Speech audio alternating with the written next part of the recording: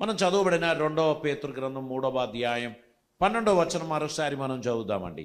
ఇప్పుడు మనము 2 మాటలు మనం ధ్యానించాం. ఒకటి పరిశుద్ధత, రెండవది మంచి ప్రవర్తన. ఇంకా ఏమున్నది అక్కడ? భక్తి. 12వ వచనంలో మీరు పరిశుద్ధమైన ప్రవర్తనలతోనూ భక్తితోనూ ఎంతో జాగ్రత్త గల వారాయి ఉండవలను. దేవునికి స్తోత్రం. భక్తి అనేది మనం కొనుక్కునేది కాదు, అది మన జీవితంలో అడాప్ట్ చేసేటువంటిది. ఒక పుల్లని మామిడికాయలు ఇచ్చేటువంటి ఒక చెట్టు, ఆ చెట్టును మధురమైన ఫలమిచ్చే ఒక చెట్టుతో బడ్డింగ్ చేశారనుకోండి. బడ్డింగ్ చేసిన తర్వాత చేయవలసిన పని ఏంటంటే, ఈ బడ్డింగ్ దగ్గర కొత్త మొలకలు వచ్చినప్పుడు దాని పై భాగం కత్తిరించాలి, దాని పక్కన ఉన్న కొమ్మలు కత్తిరించాలి. అప్పుడు ఆ చెట్టులో ఈ బడ్డింగ్ మొలక మాత్రమే పైకి పెరుగుతుంది. లేకపోతే ఏమవుతుంది? ఒక బ్రాంచ్లో పుల్లని మామిడికాయలు ఉంటాయి, ఒక బ్రాంచ్లో తీయని మామిడికాయ ఉంటుంది. నేను యుఎస్ వెళ్ళినప్పుడు కాలిఫోర్నియాలో మా కజిన్ ఉన్నాడు, మా చిన్నాయన కొడుకు. ఆయన ఇంటికి వెళ్ళినప్పుడు వాళ్ళ యార్డులో కొన్ని చెట్లు ఉన్నాయి. మేము ఆ చెట్లు చూస్తూ ఉంటే ఒక ఆపిల్ ట్రీలో 6 రకాలైన ఆపిల్ అక్కడ కనిపిస్తుంది. అంటే దాని షేపు వేరువేరుగా ఉంది, దాని టేస్టు వేరువేరుగా ఉంది. ఒకటే ఆపిల్ ట్రీలో 6 రకాలైన ఆపిల్ ఎట్లా వచ్చింది అని అడిగితే ఈ కొమ్మలన్నింటినీ బడ్డింగ్ చేశాడు. ఒక్కొక్క రకం ఆపిల్ కొమ్మలతో బడ్డింగ్ చేస్తే ఆ కొత్త మొలక వచ్చినప్పుడు ఆ కొమ్మ మీద ఆ రకమైన ఆపులే వస్తుంది. దాని మొదలొకటే, వేరు నుంచి దానికి పోషకాన్ని అందించే ఆ ప్రక్రియలన్నీ బరాబర్ జరుగుతుంది. కానీ ఎక్కడ బడ్డింగ్ జరిగిందో ఆ బడ్డింగ్కు తగినటువంటి పండ్లు దాని మీద వేలాడి చూసి చాలా ఆశ్చర్యపోయాను. సో మన జీవితంలో క్రీస్తుకు సంబంధించిన పరిశుద్ధత బడ్డింగ్ చేస్తే తప్ప జన్మన మనం అందరం పరిశుద్ధులము కాము. మన క్రియలను బట్టి మనం పరిశుద్ధులుగా ఉండడానికి ఛాన్సే లేదు. కానీ దేవుని కృపను బట్టి, ఆయన చూపిన ప్రేమను బట్టి, ఆయన మనకు అనుగ్రహించిన రక్షణను బట్టి, ఆయనకు సంబంధించిన భక్తిని మనలో కనపరచడానికి దేవుడు తన కృప మనకు అనుగ్రహించును. 1 తిమోతి పత్రిక 2వ అధ్యాయం దాని యొక్క మొదటి 2 వచనాలు ఈ సమయంలో మనం చదువుదామండి. మనము సంపూర్ణ భక్తియు మాన్యతయు కలిగి నెమ్మదిగాను సుఖముగాను బ్రతుకు నిమిత్తము, అన్నిటికంటే ముఖ్యముగా మనుషులందరి కొరకును, రాజుల కొరకును, అధికారులందరి కొరకును విజ్ఞాపనములు, ప్రార్థనలను, యాచనలను, కృతజ్ఞతాస్తుతులను చేయవలనని హెచ్చరిస్తూ ఉన్నాము. దేవునికి స్తోత్రం. ఇక్కడ పౌలు గారు తిమోతికి రాసిన ఈ మొదటి పత్రికలో దాని 2వ అధ్యాయములో మనకు తెలియపరుస్తున్నారు. మనము సంపూర్ణ భక్తియు మాన్యతయు కలిగి నెమ్మదిగాను సుఖముగాను బ్రతుకు నిమిత్తం, అన్నిటికంటే ముఖ్యముగా మనుషులందరి కొరకు మనం ప్రార్థన చేయాలి. ఇప్పుడు ఒక చిన్న ఉదాహరణ చెప్తా. మీరు చాలా జాగ్రత్తగా బండి నడుపుతున్నారు, మీరు రోడ్డుకు లెఫ్ట్ సైడ్లోనే ఉన్నారు, మీరు మితమైన వేగంలో ఉన్నారు, మీరేమీ ప్రమాదం ఎవరికి కలగజేయరు, మీరు చాలా జాగ్రత్తగా ఉన్నారు. మీ పక్కన ఒకడు జిగ్జాగ్ కొట్టినోడు వచ్చిండు, అవతల ఇంకొకడు ఫాస్ట్గా పోయేటోడు వచ్చిండు, సడన్ బ్రేక్ కొట్టేటోడు వచ్చిండు. అప్పుడు మనకు గుండెలో ఏమవుతుంది? ఓ దడ, వీడు పొరపాటున నా మీదికి వస్తాడేమో. అందుకే మీరేం చేయాలి? అందరి కొరకు ప్రార్థన చేయాలి. మీరు సుగముగా బ్రతకాలి అంటే వీళ్ళందరూ మాన్యత కలిగి నడుపుతూనే మీరు క్షేమంగా గమ్యం చేరుతారు. ఇప్పుడు మీకు ఒక మాన్యమైన జీవితం ఉండాలి అంటే, మీరు నెమ్మదిగా ఉండాలంటే, మీరు సుఖముగా బ్రతకాలంటే అన్నిటికంటే ముఖ్యముగా మనుషులందరి కొరకు మీరు ప్రార్థన చేయాలి. మీతో ప్రయాణిస్తున్న వారందరూ మాన్యత కలిగిన వారై ఉండడానికి ప్రార్థన చేయాలి. దేవా, నా వెనక ముందు ఉన్న బండ్లను కూడా కాపాడండి. మనం ప్రయాణం చేసినప్పుడు మనం ప్రార్థన చేసేదే. మేము వెళ్ళి మా పనులు ముగించుకొని తిరిగి వచ్చేంత వరకు మాకు ఎదురయ్యే వాహనాలు, మా వెనక నుంచి వచ్చే వాహనాలను కూడా కాపాడండి. వాళ్ళు పిచ్చోళ్ళైతే మనకు నష్టం జరుగుతుంది. కాబట్టి ప్రజలందరూ మాన్యత కలిగి నడవడానికి వారి కోసం ప్రార్థన చేయాలి. వారి కరప్షన్ మాస్టర్స్ అయితే మనకు నెమ్మది కలిగిన బ్రతుకు ఉండదు. మన డబ్బు వాళ్ళే కొట్టేస్తారు. అందుకే వాళ్ళ కోసం ప్రార్థన చేయాలి. వాళ్ళందరూ మాన్యత కలిగి నడవడానికి వారికి కృప దయచేయండి. ధనపిచ్చి నుంచి వారిని విడిపించండి. కరప్షన్ నుంచి వారిని తప్పించండి. ప్రతి ఒక్కరి కొరకు ప్రార్థించేటువంటి బాధ్యత దేవుడు మనకు పెట్టి ఉన్నాడు అనేటువంటి విషయాన్ని మనం గుర్తించాల్సినటువంటి అవసరం ఉంది. 1 తిమోతి పత్రిక 4వ అధ్యాయం 7వ వచనం చదువుతున్నప్పుడు, అపవిత్రములైన ముసలమ్మ ముచ్చట్లను విసర్జించి దైవభక్తి విషయంలో నీకు నీవే సాధకం చేసుకొనుము. ఇక్కడ తిమోతితో పౌలు గారు మంచి అడ్వైస్ ఇస్తున్నాడు. అపవిత్రులైన ముసలమ్మ ముచ్చట్లను విసర్జించి దైవభక్తి విషయములో నీకు నీవే సాధకం చేసుకో. ఈ సాధకం అనే పదం ఎక్కువగా వాడేది ఎవరు తెలుసా? పాటలు పాడేవారు.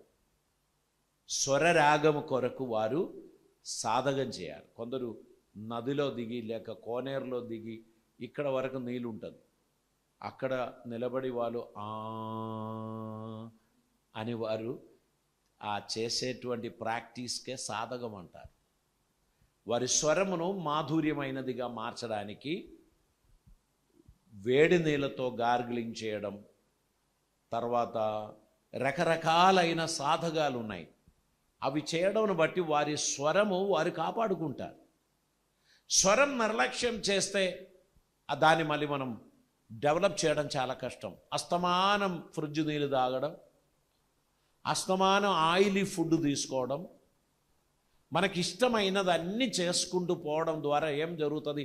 మన వోకల్ కార్డ్ డ్యామేజ్ అవుతుంది, మన స్వర మాధుర్యం నష్టం అవుతుంది. కొంతమంది గాయకులను మనం చూస్తున్న వారు 80+ ఉన్న వారు గళం విప్పినప్పుడు వారి స్వర మాధుర్యం సూపర్. ఈ వయస్సులో కూడా ఇంత మంచి మాధుర్యమైన స్వరం మీకు ఎలా అని అడిగితే వారు దాని కొరకు చాలా శ్రద్ధ తీసుకుంటారు. తినకూడని ఆహారం తినరు, త్రాగకూడని పానీయం త్రాగరు. వారు చాలా జాగ్రత్తగా వారి స్వరాన్ని మాధుర్యమైనదిగా ఉంచడానికి వారి ప్రయత్నం చేస్తూ ఉంటారు. ఆత్మీయ జీవితం కూడా అలాగనే సాధకం చేయవలసినటువంటిదే. దైవభక్తి, సంపూర్ణమైన భక్తి కోసం మనము సాధకం చేయాలి. నిన్ను నీవే సంరక్షించుకో, నీకు నీవే భద్రత ఏర్పాటు చేసుకో. ఈరోజు అమ్మచి కంటి ఆపరేషన్ అయింది. రివ్యూ కోసం డాక్టర్ దగ్గర తీసుకుపోయారు. డాక్టర్ చెప్పారు, బెస్ట్ లెన్స్ పెట్టాం, మంచి సర్జరీ చేశాం, ఇంట్లో నువ్వు కూలింగ్ గ్లాస్ పెట్టుకోవాల్సిన అవసరం లేదు, కానీ బయటికి వెళ్తే కూలింగ్ గ్లాస్ పెట్టుకోవాలి. ఒకవేళ కిచెన్ దగ్గరికి వెళ్ళి ఏమైనా తాలింపు లాంటిది ఏమైనా వేస్తే నీ కన్నులోకి ఏమీ చిమ్మకుండా చూసుకోండి. అక్కడ అట్లాంటి ప్లేస్లో నువ్వు గ్లాస్ పెట్టుకోవాలి. అదర్వైజ్ నీకేమీ డేంజర్ లేదు. 1 వీక్ తర్వాత నువ్వు తలస్నానం చేసుకోవచ్చు, అప్పుడు వరకు జాగ్రత్త పడు అన్నారు. సర్జరీ మంచిగానే చేశారు, కానీ ఈ మనిషి వారం రోజులు తీసుకోవలసిన చర్యలు జాగ్రత్తలు తీసుకోకపోతే ఆ డాక్టర్ గారిని దూషిస్తే లాభం ఏమీ లేదు. ఆయన ఇవ్వవలసిన హెచ్చరికలు అన్నీ ఇచ్చారు. అమ్మా, ఆపరేషన్ చేసిన సైడులో నువ్వు తిరిగి పడుకోకు, నువ్వు స్ట్రైట్గా పడుకో, లేక అదర్ సైడ్లో పడుకో, నాకు ఈ సైడే పడుకోవడం అలవాటు అని చెప్పి పడుకున్నారనుకో, రక్త సమ్మర్దం ఆ నరాలలోకి ప్రవేశించి కన్నులో రక్తం చిమ్ముతుంది. అందుకే ఈ జాగ్రత్తలన్నీ చెప్పారు. సో ఇక్కడ పౌలు గారు కూడా నిన్ను నీవు కాపాడుకోవాలి. ఎవరో నిన్ను కాపాడుకుంటారని అనుకొని నువ్వు నిర్లక్ష్యంగా నడవకూడదు. లెర్నింగ్ చేస్తున్నటువంటి సమయంలో ఒక ఎల్ బోర్డు పెట్టుకుంటారు. ఈ ఎల్ బోర్డు ద్వారా ఉన్న ప్రయోజనం ఏంటి తెలుసా? నాకు డ్రైవింగ్ సరిగా రాదండి అని వెనక వచ్చిన వారికి ముందున్న వారికి తెలియపరుస్తున్నారు. ఎందుకని? మీరు మీ జాగ్రత్త చూసుకోండి. నాకు సరిగా డ్రైవింగ్ రాదు, నేను ఎప్పుడు బ్రేక్ కొడతానో ఎప్పుడు తిప్పుతానో తెలియదు, మీరు కొంచెం జాగ్రత్తగా ఉండండి అని వాళ్ళకు వార్నింగ్ ఇస్తున్నారు. నా డ్రైవింగ్లో ఏమైనా పొరపాటు వస్తే నన్ను మన్నించండి, ఐఎమ్ ఎ లెర్నర్, నేను నేర్చుకుంటున్నాను కదా. ఆ సిగ్నల్ వాళ్ళకి ఇస్తున్నారు. సో ఒక ఎల్ కనబడింది అనుకో, వీలైనంతగా పక్కకు మనం పోవడానికి ప్రయత్నించాలి. ఈ ఎల్లునితో మనం పోయి ఇబ్బందులు పడడం కన్నా కొంచెం వెనక ఉండడమో కొంచెం తప్పుకోవడమో మంచిదని బుద్ధిమంతులు అందరూ తప్పుకుంటారు. ఎందుకంటే క్లచ్ ఒత్తమన్నప్పుడు కొన్నిసార్లు యాక్సిలేటర్ ఒత్తుతారు, బ్రేక్ ఒత్తమన్నప్పుడు యాక్సిలేటర్ ఒత్తుతారు. కాబట్టి ఈ ఎల్ బోర్డు పెట్టుకున్న వ్యక్తి ఎప్పుడు ఏ ప్రమాదంలోకి వెళ్తాడో తెలియదు గనక ఆ బోర్డు చూస్తే పక్కనున్నోళ్ళు జాగ్రత్త పడతారు. వారు ఎంతో జాగ్రత్తగా ఉండడానికి ప్రయత్నం చేస్తారు. మన ఆత్మీయ జీవితాన్ని మనం సంరక్షించాలి, మనం కాపాడుకోవాలి. వాళ్ళను బట్టి నేను ఎట్లా అయిపోయానండి, ఫలానోడు లేకపోతే నేను ఎంతో పెద్ద భక్తుని పోయేవాణ్ణి అని చెప్తే అది అబద్ధం. నీవు నిర్లక్ష్యంతో అజాగ్రత్తతో నువ్వు జీవించావు.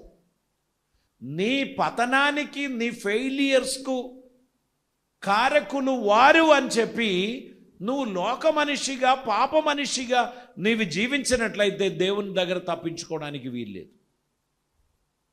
ఎందరూ ఎన్ని ప్రమాదంలో వెళ్ళేవారైనా నీ జీవితాన్ని నువ్వు పాటించుకోవాలి. నీకు షుగర్ ఉంది, డయాబెటీస్ ఉంది, నువ్వు తినకూడని ఆహారం నీ ముందు తీసుకొచ్చి పెట్టి తినండి తినండి అని ప్రేమగా చెప్పినా నువ్వేం చేయాలి? వద్దమ్మా, ఇది నేను తినకూడదు, ఇది నేను తింటే నాకు ప్రమాదం అని చెప్పి నువ్వు తప్పించుకోవాలి. నేను ఒక ఉన్నత ప్రజానాయకునితో ఒక ప్రోగ్రాంకు వెళ్ళిన. అక్కడికి వెళ్ళినప్పుడు వారు ప్రోగ్రాం అయిపోయింది, మమ్మల్ని ఒక నలుగురిని వారి ఇంట్లోకి తీసుకొని వెళ్ళి ఆహ్వానించిన వారు మాకు భోజనం ఇచ్చారు. భోజనం ఇచ్చినప్పుడు నాతో వచ్చిన ఈ ప్రజానాయకుడు ఆ పెట్టిన ఏ వస్తువు కూడా ముట్టుకోడు. ఆయన నాన్ వెజ్ తినడు. ఆయన అక్కడ పెట్టినది ఏది తీసుకోకుండా ఆయన అడిగాడు, పచ్చడి ఉందా అని అడిగాడు. వారి పచ్చడి ఇచ్చారు. తర్వాత పెరుగు ఉందా అని అడిగారు. పెరుగు కోసం అప్పుడు ఒకడు పోయిండు. ఈ పచ్చడితోనే ఆయన అన్నం తిని లేచి వెళ్తుంటే నాకు ఆశ్చర్యం వేసింది. అంటే ఎంత ఉన్నతమైన స్థితిలో ఉన్న మనుషులైనా కొన్నిసార్లు పచ్చడితో తిని వారు ఉంటారు. వాళ్ళని గురించి మనం అనుకునేది వాళ్ళందరూ చాలా లగ్జూరియస్ మనుషులు, చాలా ఆర్భాటంగా ఉంటారు, కానీ వారు చాలా జాగ్రత్త కలిగిన మనుషులు. మనం అనుకున్నట్లు వారు అజాగ్రత్తగా లేరు. ఆయన భోజనం ముగించి చేతులు కడిగి చేతులు తుడిచి మొగం తుడిచినప్పుడు పెరుగు వచ్చింది. ఇక మేము అక్కడ ఉన్నాం కదా, మాకు ఇచ్చారన్నమాట. నేను మీకు ఎందుకు చెప్తున్నానంటే మన బోధనాన్ని మన క్రమాన్ని మనం పాటించాలి. ఎదుట వ్యక్తి మనల్ని కంట్రోల్ చేయడం మొదలుపెట్టారనుకోండి, నీవు నీ జీవితంలో విజయం సాధించలేవు. కొన్ని కార్పొరేట్ ఆఫీసులలో పని చేస్తున్నటువంటి వారికి మధ్యలో కొన్ని పార్టీలు, కొన్ని ట్రీట్లు, కొన్ని ఫీస్టులు ఇవన్నీ ఉంటాయి.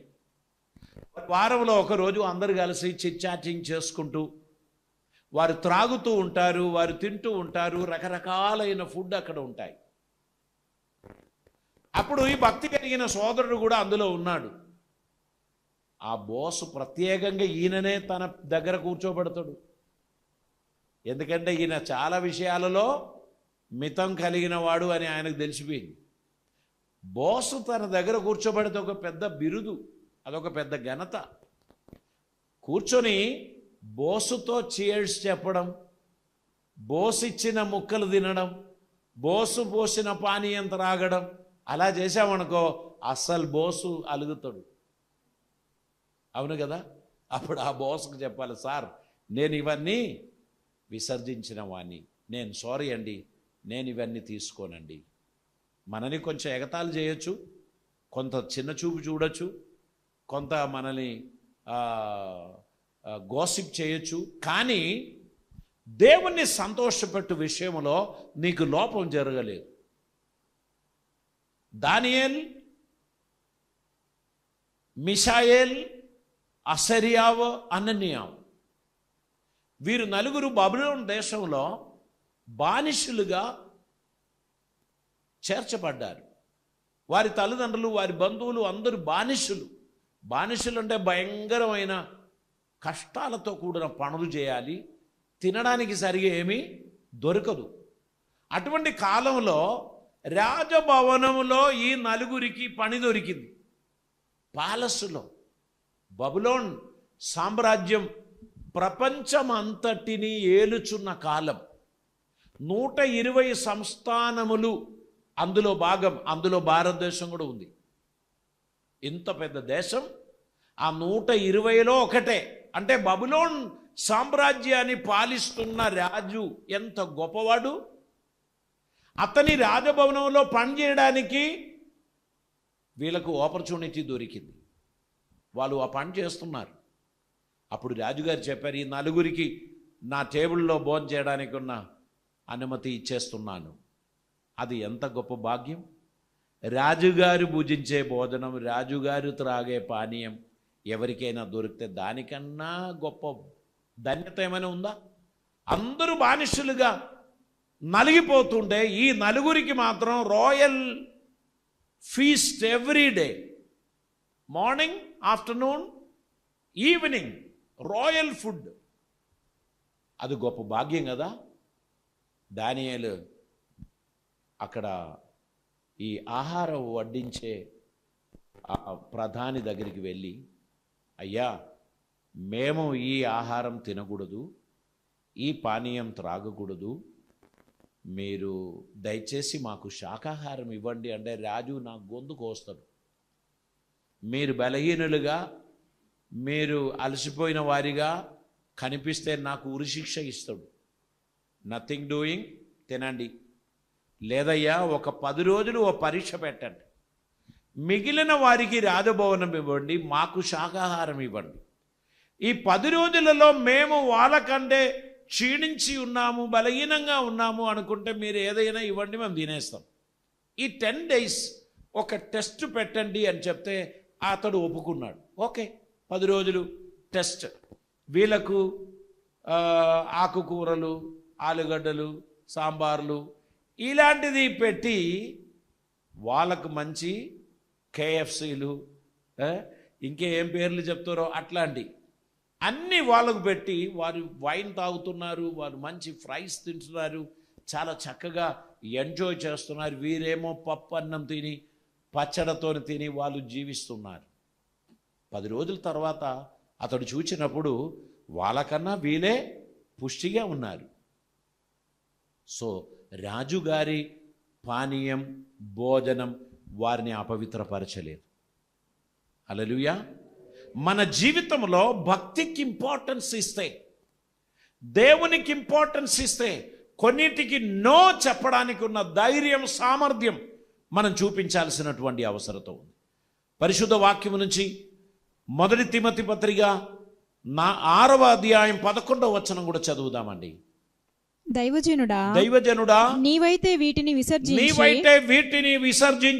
నీతిని, భక్తిని, విశ్వాసమును, ప్రేమను, ఓర్పును, సాత్వికమును సంపాదించుకొనుటకు ప్రయాసపడుము. వేటిని విసర్జించాలి? ఈ లోక సంబంధమైన కార్యకలాపాలను విసర్జించి నీతిని, భక్తిని, విశ్వాసమును, ప్రేమను, ఓర్పును, సాత్వికమును సంపాదించండి అని చెప్పారు. దేవునికి స్తోత్రం. అది దేవునికి ఇష్టమైనటువంటిది కనుక మన జీవితము దేవునికి ప్రీతికరముగా ఉండాలి అని మనం అనుకున్నట్లయితే పథ్యం పాటించాల్సినటువంటి అవసరం ఉంది. కొంతమంది రోగులకు మంచి మెడిసిన్స్ ఇచ్చి వాటితో పాటు ఇదిగో చూడండి, ఈ ఆహారములు మీరు విసర్జించాలి, ఈ మెడిసిన్కు ఈ ఆహారం పడదు, లేక ఈ రోగానికి ఈ ఆహారం పడదు, మీరు పులుపు మానండి, అల్సర్ లాంటి ప్రాబ్లం ఉన్నటువంటి వాళ్ళకి చింతపండు మానండి, టొమాటో మానండి, అట్లాంటి కొన్ని చెప్తారు. స్కిన్ ప్రాబ్లం ఉన్నటువంటి వాళ్ళకు కూడా ఇట్లాంటి కొన్ని పథ్యం చెప్తారు. కానీ తినడానికి ఆశ కలిగిన వాడు ఆశతో ఎవరికీ తెలియకుండా 2 ముక్కలు తిన్నారనుకోండి, ఈ సద్దుమణిగిన రోగం జుప్ అని పైకి వచ్చేస్తుంది. యాంటీబయాటిక్స్ పనిచేయదు, ఇంజెక్షన్స్ పనిచేయదు, ప్రాణం పోగొట్టుకోవాల్సినటువంటి సిచ్యువేషన్స్ వస్తాయి. కాబట్టి మనం కొన్నిటిని విసర్జించమని దేవుడు అంటున్నాడు, అది మనం విసర్జించాలి. కొన్నిటిని మనము హత్తుకోవాలని దేవుడు అంటున్నాడు, అది మనం హత్తుకోవాల్సినటువంటి అవసరత ఉంది. దేవునికి స్తోత్రం. తీతు గ్రంథం 2వ అధ్యాయం దాని 12వ వచనం కూడా మనం చదువుదామండి. ఏలయనగా సమస్త మనుషులకు రక్షణకరమైన దేవుని కృప ప్రత్యక్షమై మనము భక్తిహీనతను ఇహలోక సంబంధమైన దురాశలను విసర్జించి శుభ్రమైన నిరీక్షణ శుభప్రదమైన నిరీక్షణ నిమిత్తము అనగా మహాదేవుడును మన రక్షకుడైన యేసుక్రీస్తు ద్వారా మహిమ యొక్క ప్రత్యక్షత కొరకు ఎదురు చూచుచు ఈ లోకములో స్వస్థ బుద్ధితోను నీతితోను భక్తితోను బ్రతుకుచుండవలనని మనకు బోధించుచున్నది. దేవునికి స్తోత్రం. మనం కొన్నిటిని విసర్జించాలి, కొన్నిటిని హత్తుకోవాలి. మనం స్వస్థ బుద్ధితో, నీతితో, భక్తితో మనము దేవునికి ఇష్టలుగా నడవడానికి మన జీవితాన్ని మనం సమర్పించాల్సినటువంటి అవసరం ఉంది. ఆయన సమస్తమైన దుర్నీతి నుండి మనలను విమోచించి సత్క్రియలందు ఆసక్తి గల ప్రజలుగా తన కోసరము పవిత్రపరచుకొని తన సొత్తుగా మనలని చేసుకొనుటకు తన్ను తానే మన కొరకు అర్పించుకొనెను. దేవునికి స్తోత్రం. మనలని దేవుని సొత్తుగా మార్చడం కొరకు, దేవునికి ఇష్టమైన బిడ్డలుగా మనల్ని రూపాంతరపరచడం కొరకు మన కోసం తన్ను తానుగా రుక్తినిగా చేశాడు. మీ జీవితం, నా జీవితం దేవునికి ప్రీతికరమైనదిగా ఉండడానికి దేవుడు మన ఎడల తన కృపను అనుగ్రహించాడు. చదవబడిన వాక్యములోనికి మరలా మనం వస్తామండి. 2వ పేతురు గ్రంథం 3వ అధ్యాయం 12వ వచనం మనం చదువుదాం. ఇవన్నీ ఇట్లు లయమైపోవుచున్నది గనక ఆకాశములు రవులుకొని లయమైపోవునటియు పంచభూతములు మహావేంద్రముతో కరిగిపోవునటియు దేవుని దినము రాకడ కొరకు కనిపెట్టుచు దానిని ఆశతో ఆపేక్షించుచు మీరు పరిశుద్ధమైన ప్రవర్తనతోను భక్తితోను ఎంతో జాగ్రత్త గలవారై ఉండవలను. దేవుడు మనకిచ్చిన ఈ అద్భుతమైన అవకాశం మనం జార విడవకుండా భక్తితోనూ భయముతోనూ దేవునికి ఇష్టలుగా ఆయన సన్నిధిలో నడవడానికి మన జీవితాన్ని సమర్పిద్దాం. పరిశుద్ధాత్మ దేవుడు ఈ మాటల చేత మనల్ని ఆశీర్వదించిన గాక. ఈ లోక జీవితంలో దేవునికి ఇష్టలుగా నడవడానికి మన జీవితాన్ని సమర్పిద్దాం. దేవుడు మన ఎడల సంతోషించిన గాక. తల్లు వంచుదాం, ప్రార్థన చేద్దాం. పరిశుద్ధుడైన తండ్రి, కృపామేడువైన దేవా, నీకు వందనాలు. ఇదిగో మేము పరిశుద్ధతతోనూ మంచి ప్రవర్తనతోనూ భక్తితోనూ నీ సన్నిధిలో నడవాలని, నీకు ఇష్టలుగా జీవించాలని మా గురించి మీరు ఆశించుచున్నారు గనక తండ్రి, మేము విసర్జించవలసిన వాటిని విసర్జిస్తూ, మేము హత్తుకొనవలసిన వాటిని హత్తుకొనచ్చు మీ చిత్తం నెరవేర్చు బిడ్డలుగా మీ సన్నిధిలో మేము ఉండడానికి కృప చూపమని ప్రార్థిస్తున్నాం. మీ సన్నిధి సమాధానము ధారాళంగా మాకు దయచేయమని, నీ కృపలతో మమ్మల్ని నింపమని, అద్భుత కార్యములు మా జీవితంలో జరిగించి నువ్వు మహిమ పొందమని, మాలో ప్రతి వారిని ఆశీర్వదించమని, మీ సహాయహస్తం మా జీవితంలో మీరు చాపి మమ్మల్ని ఆదరించి మమ్మల్ని పరిపాలించమని, నీకు ప్రియమైన బిడ్డలుగా మమ్మల్ని నిలబెట్టమని ప్రార్థిస్తున్నాం. మా జాగ్రత్తలు మేము పడడానికి, మాలో ఉన్న మస్టు మేము కరగదీయడానికి, మేము ఉపేక్షించవలసిన వాటిని ఉపేక్షించడానికి, మేము స్వీకరించవలసిన వాటిని స్వీకరించడానికి తగిన జ్ఞానమును కృపను మాకు దయచేయమని ప్రార్థిస్తున్నాం. నీ కృపలతో నింపమని, అద్భుతములు జరిగించి నీవే మహిమ పొందమని యేసయ్య పవిత్ర నామమున అడిగి ప్రార్థిస్తూ ఉంటున్నాం పరమ తండ్రి. ఆమేన్. పరమ తండ్రి అయిన దేవుని ప్రేమయు, ప్రియకుమారుడైన యేసుక్రీస్తు వారి కృపయు, పరిశుద్ధాత్మ దేవుని అన్యోన్య సహవాసము సమాధానము మనతోనూ ప్రార్థించిన ప్రతి అంశములతో ఇప్పుడు ఎల్లప్పుడూ ప్రభువు వచ్చి పర్యంతం సదాకాలము తోడై ఉందును గాక. ఆమేన్.